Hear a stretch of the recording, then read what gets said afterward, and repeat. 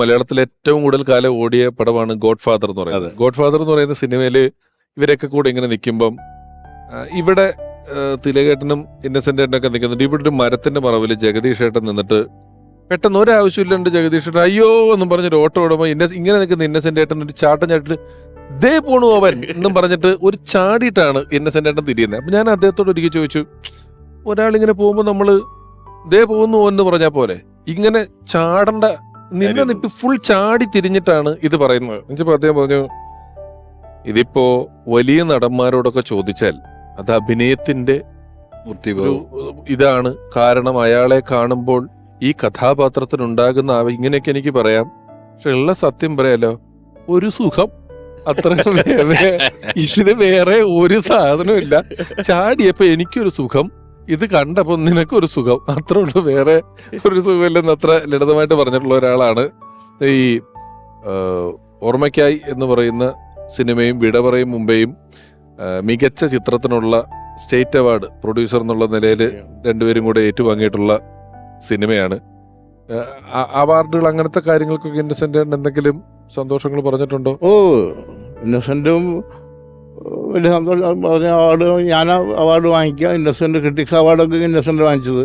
അത്രയും അവാർഡ് വന്നുകൊണ്ടിരിക്കുന്ന സമയത്ത് ഇളക്കുകളിൽ അവാർഡ് ഇന്നസെന്റ് കിട്ടിയിട്ടുണ്ടായിരുന്നു, എല്ലാ ശ്രുതിക്കുള്ള പെൺകുട്ടിയും കിട്ടിയിട്ടുണ്ടായിരുന്നു.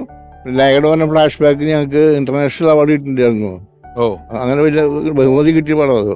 കളക്ഷൻ മോശമാണെങ്കിലും എല്ലാവരും നല്ല പേരായിരുന്നു പടത്തിനൊക്കെ. ഞാനിപ്പം ഈ അവാർഡ് കിട്ടിയ കാര്യവും ലേഖയുടെ മരണം ഫ്ലാഷ് ബാക്കിന്റെ കാര്യമൊക്കെ ഒരു വരി ഈ പരിപാടിയിൽ ബോധപൂർവ്വം എടുത്ത് പറഞ്ഞത് എന്തിനാണെന്ന് വെച്ച് കഴിഞ്ഞാൽ, നമ്മുടെ മനസ്സിൽ എപ്പോഴും ഇന്നസെന്റ് ഏട്ടൻ എന്ന് പറയുന്ന നിർമ്മാതാവ് അദ്ദേഹം തന്നെ വരച്ചിട്ടിരിക്കുന്ന ഒരു ചിത്രം കുറച്ച് സിനിമയെടുത്ത് ഒളിഞ്ഞുപോയ ഒരു നിർമ്മാതാവായിട്ടാണ്. പല പ്രസംഗങ്ങളിലും അദ്ദേഹം നർമ്മത്തിലൂടെ അതാണ് പറയുന്നതെങ്കിലും അങ്ങനെയല്ല. മലയാളത്തിന്റെ വലിയ ക്ലാസിക്കുകളായിട്ടുള്ള സൂപ്പർ ഹിറ്റുകളായിട്ടുള്ള 80s to 90 മലയാളത്തിന്റെ ഏറ്റവും നല്ല കാലഘട്ടമായിട്ടാണ് ഞാനൊക്കെ കരുതുന്നത്. ആ കാലഘട്ടത്തിൽ ഏറ്റവും നല്ല സിനിമകൾ എടുത്തിട്ടുള്ള ആൾക്കാരാണ്. ഏറ്റവും നല്ല സിനിമകൾ എടുത്ത നിർമ്മാതാക്കളിൽ ഒരാൾ കൂടിയാണ്. അല്ല, 80 ആ കാലഘട്ടത്തിലാണ് നല്ല ഡയറക്ടർമാർ വന്നൊക്കെ, ഫാസ്റ്റ് എല്ലാ പടങ്ങളൊക്കെ വന്ന സമയത്താണല്ലോ കംപ്ലീറ്റ്. മോഹൻലാലും മുതലാണ് ഓർമ്മയിലെന്നും എന്ന് പറയുന്ന ഈ പരിപാടി ഓരോ എപ്പിസോഡ് കഴിയുമ്പോഴും ഇവിടെ നമ്മൾ ഓർക്കുന്ന ഓരോ അതിഥികളെ കുറിച്ചും അവരുടെ ചിത്രം വെച്ച് ഇവിടെ വരുന്ന അതിഥികളുടെ ഒപ്പുവെച്ച് ഞങ്ങളൊരു ആൽബം തയ്യാറാക്കുന്നുണ്ട്. പരിപാടി പൂർത്തിയാകുമ്പോഴത്തേക്ക് ഞങ്ങളുടെ ഓർമ്മയിലെന്നും സൂക്ഷിക്കത്തക്ക രീതിയിലുള്ള ഒരു ആൽബം, നമുക്ക് ആ ആൽബം ഒന്ന് സൈൻ ചെയ്യാം, എപ്പിസോഡ് വൈൻഡ് ചെയ്യാം. Thank you.